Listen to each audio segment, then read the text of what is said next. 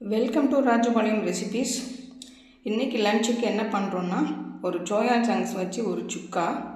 சமீபத்தில் ஒரு கல்யாணத்தில் நான் சாப்பிட்டேன், ரொம்ப நல்லா இருந்தது. அந்த அண்ணா செஃப் நமக்கு தெரிஞ்சவங்க தான், அவங்க தான் சொல்லி கொடுத்தாங்க. அதுக்கப்புறம் நான் ஃபோன் பண்ணி தான் கேட்டுக்கிட்டேன், ரொம்ப நல்லா பண்ணியிருக்கீங்கண்ணா அப்படின்னு சொல்லிட்டு. அந்த என்ன அதுக்கு டேஸ்ட்டுக்கு உள்ள காரணம்னா, அந்த சின்ன வெங்காயம், அந்த ஸ்பைசஸ் எல்லாமே நம்மளும் பண்ணுவோம். ஆனால் இது ரொம்ப வித்தியாசமாக, ஒரு நான்வெஜ் பிரியர்கள்லாம் சூப்பராக சாப்பிடுவாங்க. இங்கே பாருங்கள், இவ்வளோ சின்ன வெங்காயம், சோயா சங்க்ஸ் அளவுக்கு வெங்காயம் போட்டிருக்காங்க. ஒரே ஒரு தக்காளி, ஒரு 4-5 பூண்டு பல், கொஞ்சம் இஞ்சி, பட்டை, கிராம்பு, அந்த மாதிரி. காரத்துக்கு நான் ஒரு பச்சை மிளகாய் தான் போட்டிருக்கேன், ஏன்னா எல்லாமே காட்டமான பொருள் நம்ம இருக்குது, சாப்பிட முடியாது. இது red chilli, Kashmir red chilli, மிளகு, சோம்பு, இவ்வளோதாங்க. இதெல்லாம் எப்படி பண்ணணும், எந்த லெவல் கரெக்டான அளவு எல்லாமே நம்ம சொல்லிட்டோம். இது எல்லாமே கட் பண்ணணும், இதெல்லாம் அரைக்கணும். அதுக்கப்புறம் நம்ம வீடியோக்குள்ளே போகலாம். இப்போ அரைக்கிறதுக்கு என்னென்னு பார்த்துடலாம். இந்த மாதிரி இஞ்சி பூண்டு போட்டுக்கோங்க, பட்டை, கிராம்பு, சோம்பு,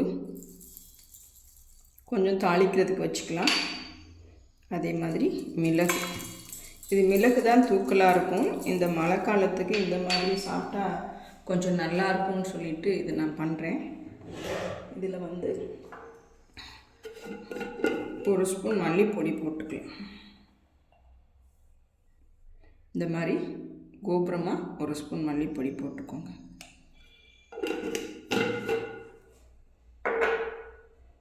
இதிலேயே காஷ்மீரி சில்லியும் போட்டுக்கோங்க. இது கொஞ்சம் வித்தியாசமாக தான் அந்த அண்ணா சொன்னாங்க, அதான் நம்ம பண்ணுறோம்.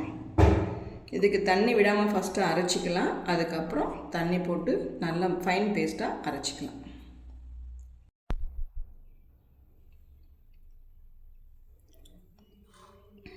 இப்போ பாருங்கள், இந்த மாதிரி நல்லா வந்துருச்சு. நான் தண்ணி ஊற்றி பேஸ்ட் பண்ணலை, இப்படியே போட்டுக்கலாம் அப்படின்னு சொல்லிட்டு வச்சுருக்கேன். இது பார்க்கவே நல்லா இருக்குது, ஸ்மெல் அவ்வளோ சூப்பராக இருக்குங்க. இதுக்கு நம்ம கரம் மசாலாலாம் போட தேவையில்லை, ஏன்னா எல்லா ஸ்பைஸுமே இதில் இருக்குது. அதனால நம்ம கரம் மசாலா பெருசாக ஒன்றும் போட தேவையில்லை. இந்த காரசாரமான சோயா சங்க்ஸுக்கு நீங்கள் ஒயிட் ரைஸ், ரசம் சாதம், இல்லை நீங்கள் வெரைட்டி ரைஸ், காரம் இல்லாமல் நீங்கள் பண்ணணும் இல்லையா, ஒரு ஜீரா ரைஸ், அந்த மாதிரி எதுக்கு வேணால் நீங்கள் இது சூட்டாக இருக்கும். நீங்களும் செஞ்சு பாருங்கள். இதை இப்போ வெங்காயம்லாம் கட் பண்ணிவிட்டு வந்துடுறேன்.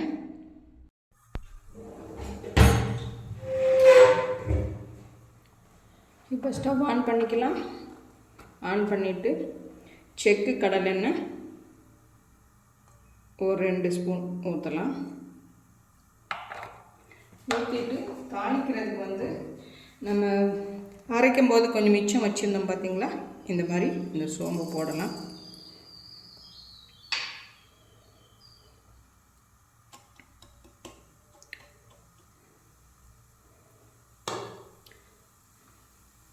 சோம்பு போட்டுட்டு இந்த மாதிரி சாப்பரில் நீங்கள் சாப் பண்ணிட்டீங்கன்னா வெங்காயம் ரொம்ப நல்லா அழகாக வந்துடும். அதுதான் இப்போ நம்ம போட போகிறோம். நிறைய வெங்காயம் போட்டிங்கன்னா டேஸ்ட் அட்டகாசமாக இருக்கும், உடம்புக்கும் ரொம்ப நல்லதுங்க. சின்ன வெங்காயம் எவ்வளோக்கு எவ்வளோ நீங்கள் சேர்க்குறீங்களோ அவ்வளோக்கு உடம்புக்கு நல்லா குளிர்ச்சிங்க, நல்லா இருக்கும் உடம்புக்கு, வெரி ஹெல்தி.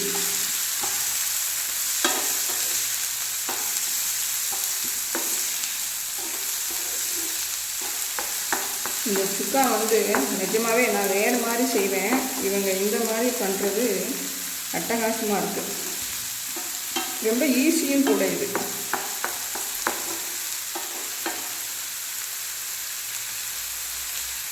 நல்லா ப்ரௌன் ஆகணுங்க, இது கொஞ்சம் நேரம் எடுக்கும். இப்போ நல்லாவே வெங்காயம் சூப்பராக வதங்கிடுச்சுங்க, நல்லா கோல்டன் ப்ரௌனில் வந்துருக்கு. இந்த ஸ்டேஜில் நம்ம அரைச்சி வச்சிருந்தோம்ல அந்த மசாலா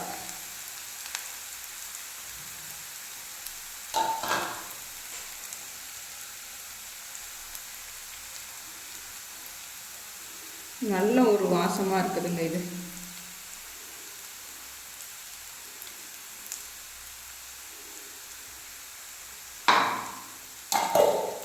இது அந்த பூண்டு பச்சை வாசனை எல்லாம் போகிற வரைக்கும் இந்த மாதிரி பார்க்கவே பாருங்கள், கலர் அட்டகாசமாக இருக்குது. இந்த ஸ்டேஜில் நம்ம உப்பு போட்டுக்கலாம்.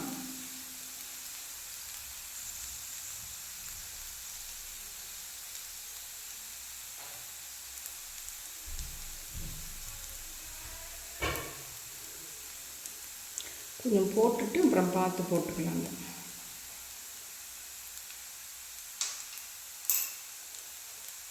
உப்பு போட்டுட்டு லைட்டாக அப்படி பிரட்டிட்டு, இப்போ ஒரே ஒரு தக்காளி தான், ஆப்பிள் தக்காளி குட்டி குட்டியாக கட் பண்ணி வச்சுருக்கேன். அதை போட்டு இது நல்லா பேஸ்ட் மாதிரி வந்ததுக்கப்புறம் தான் நம்ம மித்ததெல்லாம் போடணும். இது ஒரு 5 நிமிஷம் ஆகும். நல்ல தக்காளியும் நல்லாவே மேஷ் ஆயிடுச்சு.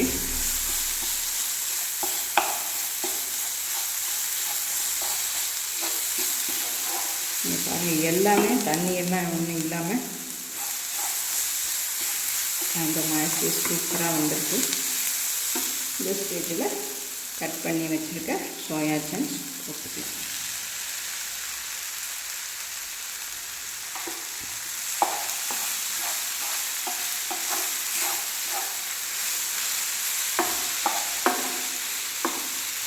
இதை நல்லா எல்லா இடத்துலையும் படுற மாதிரி கலந்து கொடுங்க.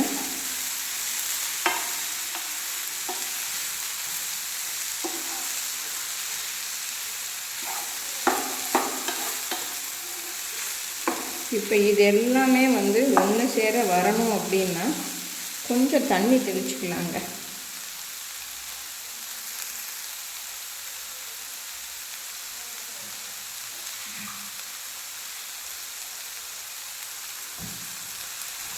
கொஞ்சம் தண்ணி ஊற்றி தெளிச்சுக்கலாம். ஏன்னா இது எல்லாமே சோயா சங்க்ஸில் அந்த மசாலா எல்லாமே இறங்கினா தான் நல்லா டேஸ்ட்டு வரும். இறங்கும், இருந்தாலும் கொஞ்சம் லைட்டாக அப்படி தண்ணி நம்ம இது வரைக்கும் தண்ணியே நம்ம ஊற்றலை. இப்போ ரொம்ப லைட்டாக ஊற்றிக்கோங்க.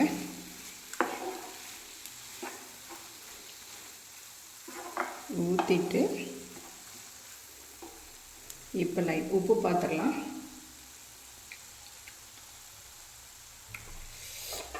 கொஞ்சம் உப்பு வேணுங்க.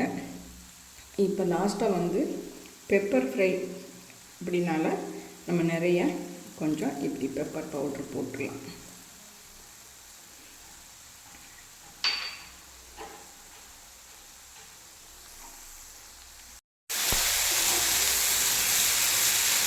இப்போ நல்லாவே ரெடி ஆயிடுச்சுங்க. பார்க்கவே பாருங்கள். இப்போ நான்வெஜ் சாப்பிடாதவங்க அந்த மார்கழி காற்றுலாம் சாப்பிட மாட்டாங்கல்ல. குழந்தைங்களுக்கெல்லாம் கூட முதல்லலாம் பாப்பாக்கிட்ட தான் சிக்கான்னு கொடுத்தோம். இப்போ ஏமாற்ற முடியலை. முதல்லாம் சாப்பிட்டுட்டு இருந்தா. ஒரு நல்ல ஒரு அட்டகாசமான சுவை. அந்த அண்ணாவுக்கு ஒரு பெரிய தேங்க்ஸுங்க. இதே தான் கொஞ்சம் அவங்க வித்தியாசம் பண்ணியிருக்காங்க, அவ்வளோதான்.